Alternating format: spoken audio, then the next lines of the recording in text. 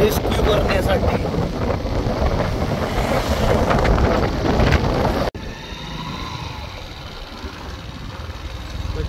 अरे उरी उरी उरी उरी आई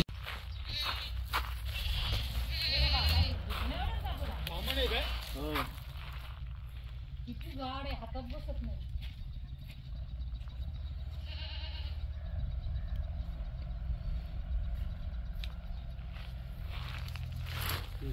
ते काहीतरी खाल्लेलं आहे. ते खाल्लेले अडकलाय म्हणून तो यो उंदीर मामा उंदीर घालय.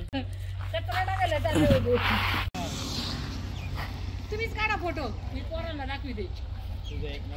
फोटो काढून कुठं याच्यावर ठेवायचे.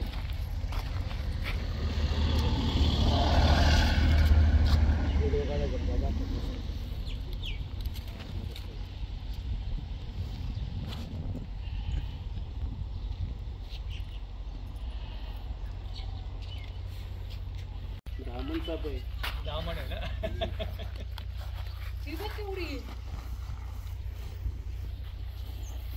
तेवढी बिल थोडी व्हिडिओ बंद.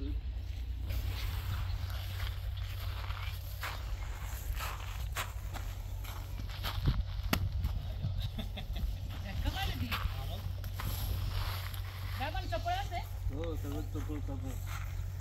फक्त विषारी नसतो एवढंच आहे.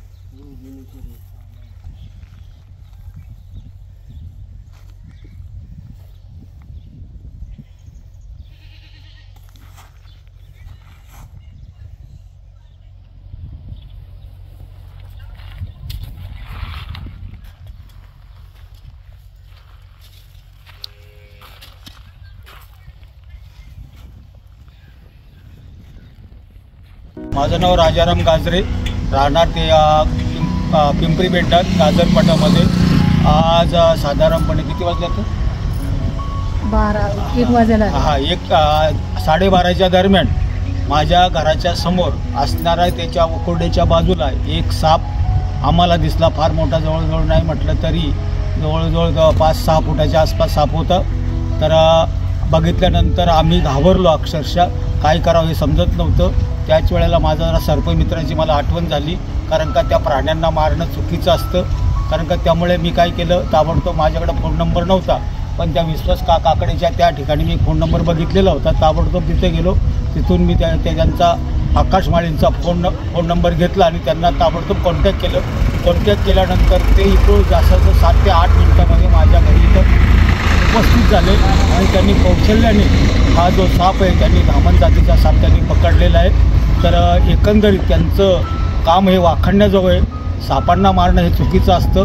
ते वन्य प्राणी आहे, आपला शेतकऱ्यांचा मित्र आहे. त्यांनी त्या ठिकाणी पकडून आता ते घेऊन जात आहेत. मी त्यांना आणि त्यांच्या सहकाऱ्यांना धन्यवाद देतो. त्यांनी चांगल्या पद्धतीने हे काम केलं. आज आम्हाला पण त्याच्यापासून भयमुक्त केलेलं आहे आणि त्या सापाचा जीव पण वाचवलेला आहे. त्यांना मी परत धन्यवाद देतो. नमस्कार मित्रांनो, मी सर्पमित्र आकाश मळे. आताच एका शेतकऱ्याच्या घराजवळ धामण जातीचा बिनविषारी साप आम्ही रेस्क्यू केलेला आहे. तर तो मित्रांनो आम्ही निसर्गाच्या सानिध्यात आता रिलीज करत आहे. आपण बघू शकता मित्रांनो. तर चला मित्रांनो, तो आता रिलीज करत आहे.